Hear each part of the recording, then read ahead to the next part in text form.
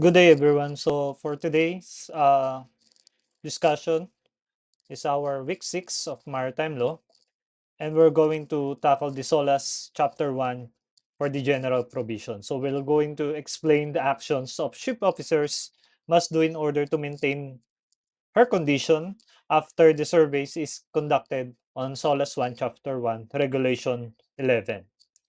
So, for our introduction to the SOLAS, so what is SOLAS? So SOLAS, the short term is the Safety of Life at Sea. So it is a international treaty ensuring ships comply with the minimum safety standards. And its purpose is to maintain goal to ensure safety of crew, passengers, and ships at sea. Bakit nga ba mahalaga yung SOLAS? So it is important because it sets the foundation of maritime safety, reducing risk of accidents and casualties. So again, no, SOLAS is the Safety of Life at Sea. It is the international treaty in which it ensures ships comply with the minimum safety standards in construction, pagbuo ng barko, equipment, yung gamit natin on board, and also how to operate the vessel. And its safety purpose of SOLAS is to maintain, its main goal is to ensure safety of crew, passenger, and ships at sea. And also it provides the rules that cover the fire safety. Kasi alam naman natin na one of the factors na nagkakaroon, nagkakaroon ng distress on board is the fire. And it checks also the lifeboats, the navigation of the sea, communications between other vessel, and the emergency procedures. And lastly, bakit nga ba siya mahalaga? No? It helps to prevent disasters like the ship collisions, fires, or sinkings by requiring strict international standards. Just for example, no, after the Titanic disaster in 1912, SOLAS was the first adopted to make sure that the ships carry enough lifeboats and follow stricter safety measures. So si SOLAS po, nabuo siya dahil doon sa Titanic disaster in 1972. So the purpose of this chapter is to first cover the general provisions. So basic rules of how SOLAS applies to the ships. When it comes to the surveys and certificates, ensure ships are inspected and certified. The safety and also the control and casualties provides rules for inspections, detentions, and the supporting accidents. So in general provisions, so for the basic rules on how safety applies to the ships, it explains which types of ships must follow the SOLAS. Just for example, if it is a passenger vessel or ship or cargo ships or over a certain size of the cargo. Then it ensures that all applicable ships maintain a common international safety standards. Pagdating naman sa surveys and certificates, ships undergo regular surveys like inspections to check safety equipment, structure, and machinery of the vessel.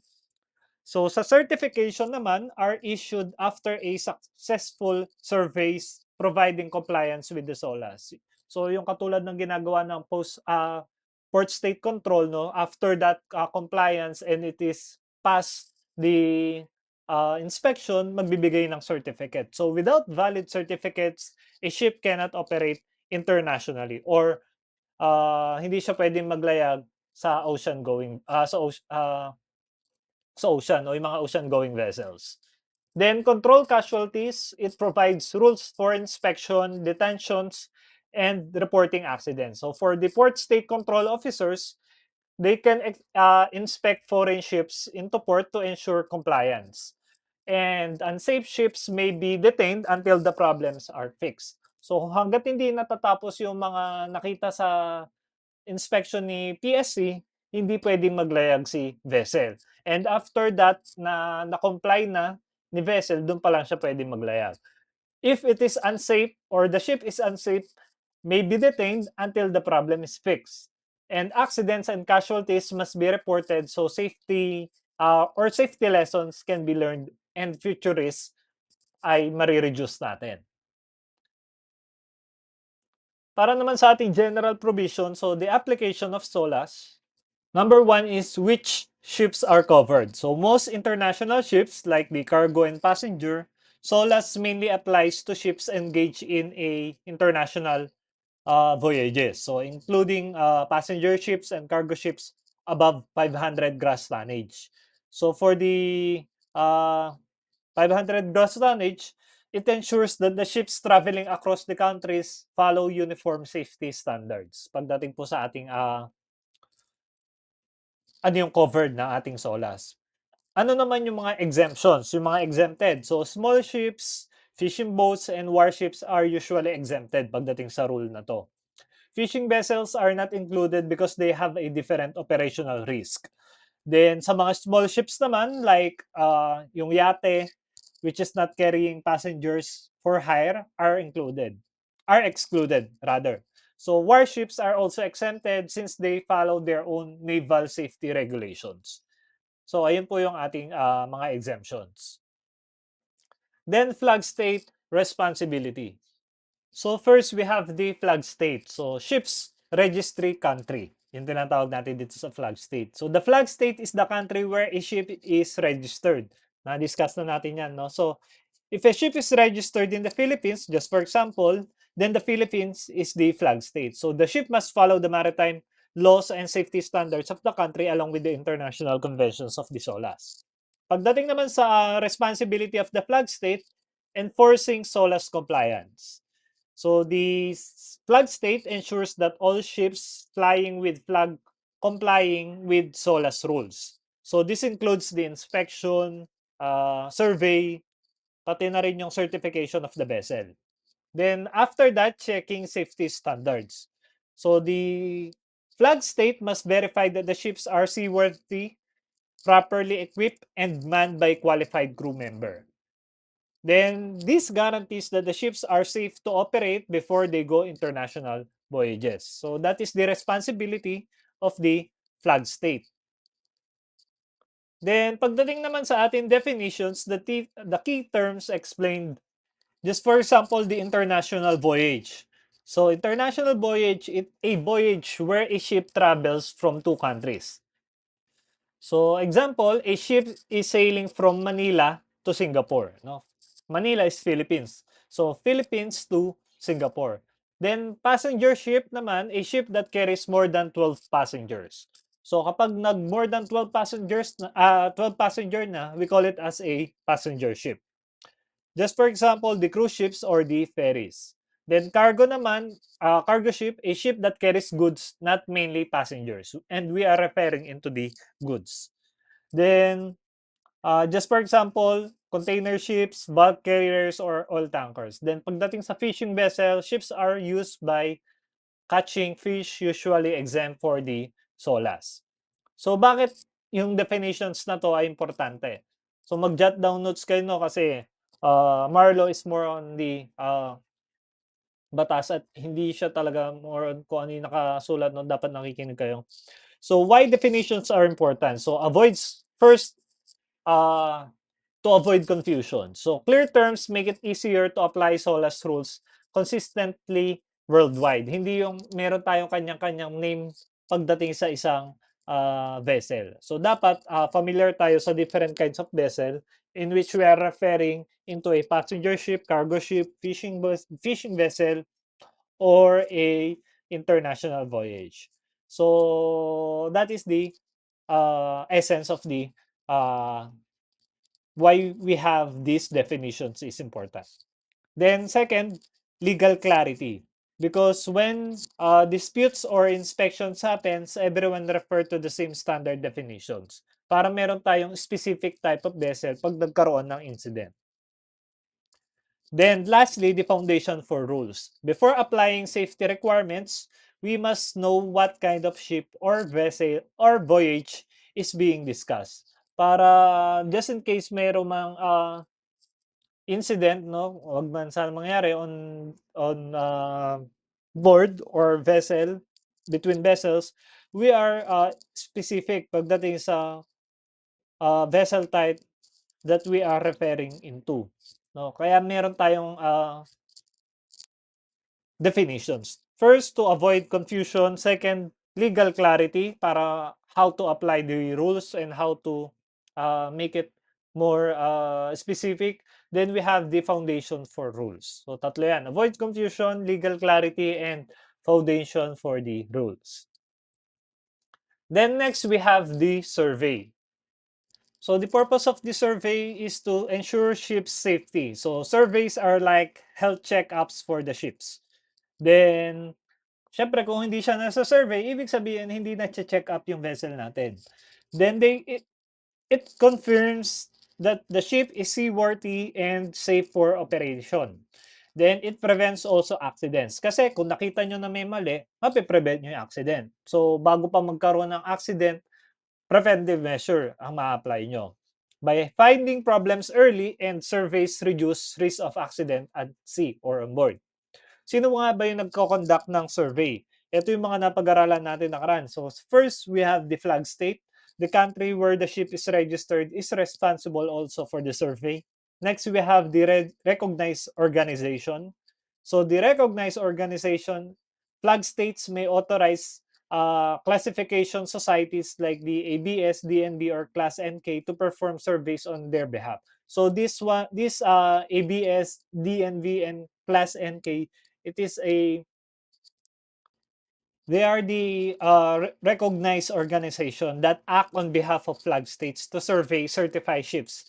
Think of them like a independent quality inspection. So first, the ABS, it is stands for American Bureau of Shipping. Then DNB is the Det Norsk Veritas. Then the Class NK is the Nippon Kanji Kyokai. No? It is from the Japan, based on Japan. Then lastly, we have the delegation. Bakit nga ba mahalaga yung delegation? Because classification societies have the expertise and global presence to inspect the ships properly. So that is the purpose kung bakit nagkakaroon tayo ng survey, no? Dahil ang primarily reason is to first ensure that the ships is safety, no? Like regular checkups, no? Parang tayo, paano pag mayroon tayong nararamdamang kakaiba sa katawan natin, 'di ba nagpapa-check up tayo or kapag nagkakasakit tayo nagpapa-check up tayo. So gano'n din po sa barko, no? Hindi lagi ay okay yung vessel natin and sometimes merong palyado and we need to check ano nga ba yung mali or ano yung may sira ba or ano yung nangyari, bakit hindi nag-ooperate na mabuti yung ating vessel. So we need to have a health checkup for the vessel. And it is through surveys, no? Nakikita siya through surveys. Then we have called the initial survey. Ano ba yung initial survey? Meron tayong survey, pero ano nga ba yung initial survey? So initial survey is done before the ships enters service. So a ship must undergo this survey before can operate to ensure its safety from very beginning. Bago pa man mag-operate yung vessel, kailangan meron na siyang initial survey. So it confirms that the ship is built safely. So inspectors can check if the ship was constructed, if the ship's constructed following the safety rules of SOLAS and international standards. So for this initial surveys, it covers structure, equipment, and system. Then it includes the hull, engine, life-saving appliances, fire protection, and communication system. For example, no, inspectors will check if the lifeboats are in place, kung nasa tamang lugar ba yung lifeboat sa pagkaka-construct ng vessel. And also if the fire alarms are working and if the hull is strong enough to have a voyage sa ocean going. Then next we have the periodical survey. So that is the initial survey. So again, initial survey is a ship undergo this survey before the ship operates. No, bago pa mag-operate yung barko, dapat magkaroon siya ng initial survey. Bago pa maglayag, merong initial survey. Then pagdating naman sa periodical survey, it is from the word itself, periodic, no? It is scheduled inspection. So these are planned checks at regular intervals to make sure that the ship continues to meet the SOLAS safety standards. So it confirms only on ongoing safety. So inspectors verify that the safety equipment and systems are working properly, like the lifeboats, alarm, and fire extinguishers, and keeps the certificate valid. So a ship's safety certificates will expire if the survey is not carried out on time. Example, like renewing driver's license without renewal, you cannot legally drive. Without survey, the ships is cannot legally sail. Parang gano'n lang 'no, kung yung driver's license mo ay hindi legal na renew, gano'n din sa barko 'no. Kapag yung, certificate natin ay hindi siya na-renew, ibig sabihin you are not legally to sail on the ocean going. That is for the periodic survey. So again, periodic survey, it is a scheduled inspection or plan checks at irregular intervals. Then pagdating naman sa ating renewal survey, before certificate expires, conducted right before the ship's certificate runs out to ensure that the safety is still up to standard. Then full inspection ang kailangan.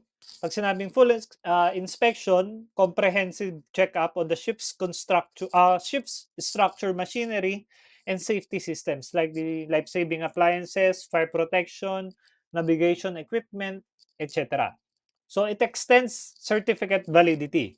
So if the ship passes that the certificate is renewed for another cycle of, for example, 5 years, no? Usually kasi 5 years yan. Like renewing a passport, without renewal, you cannot travel. Without these surveys, ship cannot legally operate.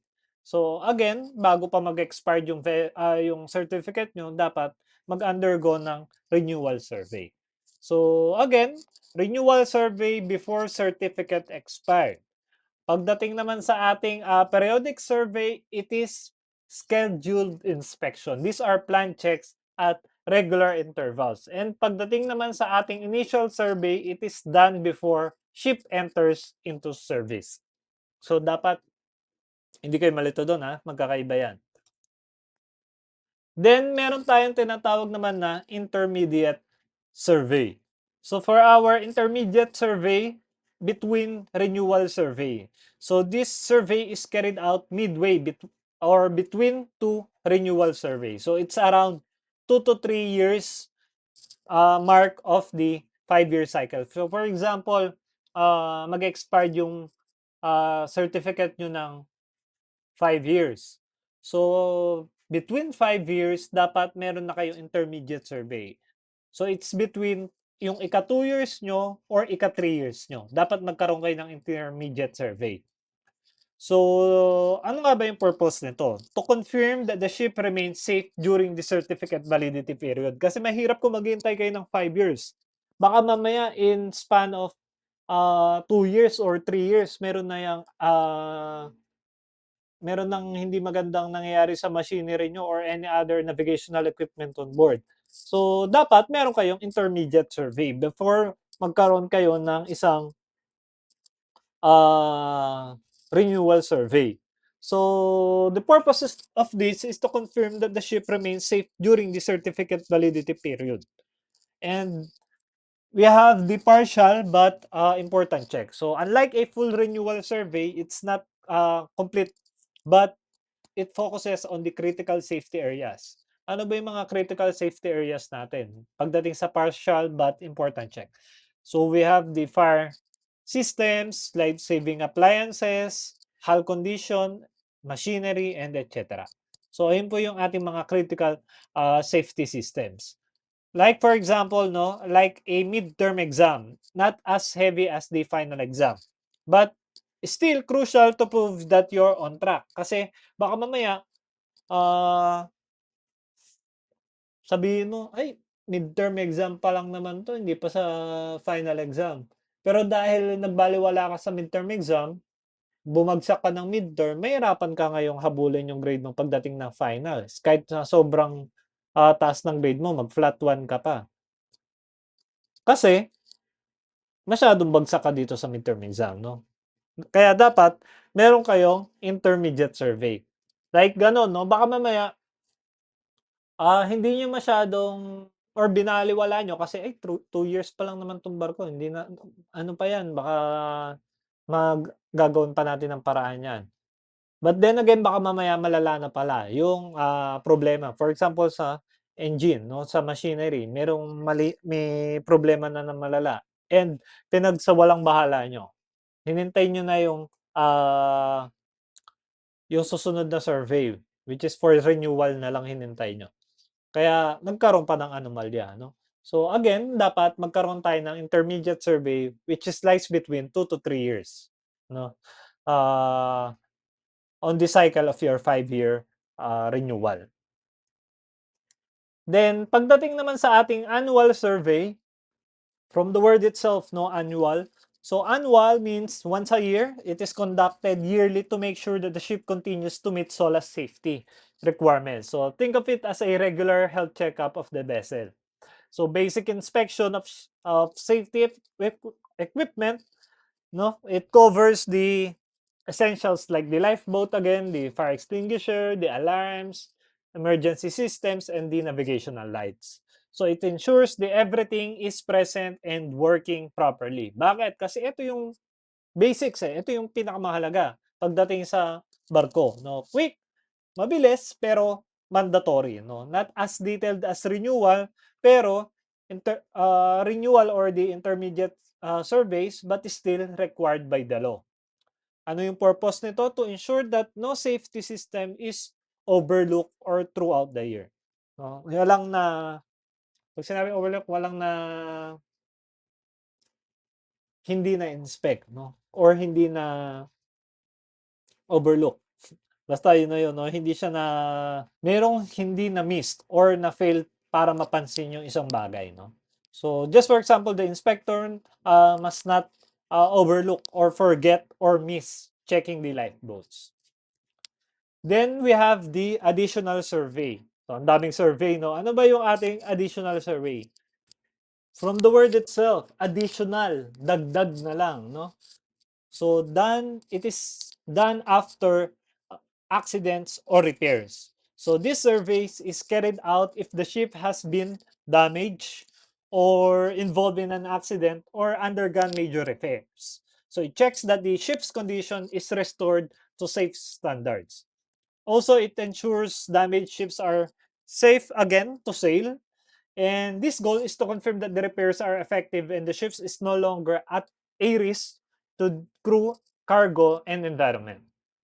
And it protects also the crew and the cargo by ensuring safety before the ship resumes into service, bago siya maglayag ulit. And it prevents further accidents or losses that may happen if the ship sails in an unsafe condition. So it confirms that the ship is seaworthy before sailing. Pag sinabi nating seaworthy means the ship is strong, safe, and fit to navigate at sea. This step ensures that the vessel is ready for operation after any issue that brought out through the survey. So, yun po yung ating additional survey. Then, tapos na tayo sa mga survey. Tandaan natin, meron tayong additional survey, annual survey, intermediate survey, renewal survey, periodical survey, initial survey, and again, survey. Then, ano nga ba ang ating kailangan tandaan pagdating sa certificate and validity? Lagi natin tandaan that the purpose of these certificates, it is in which certificates are official documents issued after a successful survey. Hindi tayo i-release or bibigyan ng isang certificate if the survey is or wasn't successful. So this certificate prove that the ship meets the SOLAS safety standards and safe to operate. And it is also a proof of compliance. Shows that the ship passed inspection and follows international safety rules.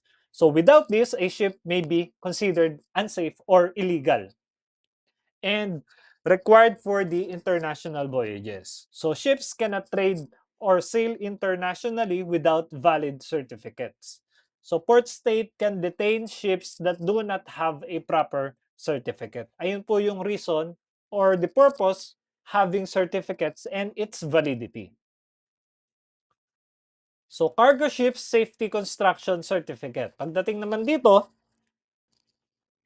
for cargo ships or greater than 500 gross tonnage and above, this certificate applies to cargo ships with a gross tonnage of 500 or more engaged in a international voyages. So it covers the hull, machinery, structural safety, in which it ensures that the ship's structure like the hull, bulkhead, ito yung mga ship structure natin, no, machinery, and essential systems are designed and maintained to be safe. Also, it ensures that the ship's design is safe, in which it confirms that the ship built according to the SOLAS construction standards, in which it is minimizing the risk of accidents or failures at sea. Then pagdating naman sa cargo ship safety equipment certificate naman, it covers the life-saving appliances, which includes the lifeboats, life rafts, life jacket, firefighting gear, and distress signals. So, pagdating naman sa guarantees readiness for emergencies, it ensures that all emergency and survival equipment is available, functional, and ready for immediate use.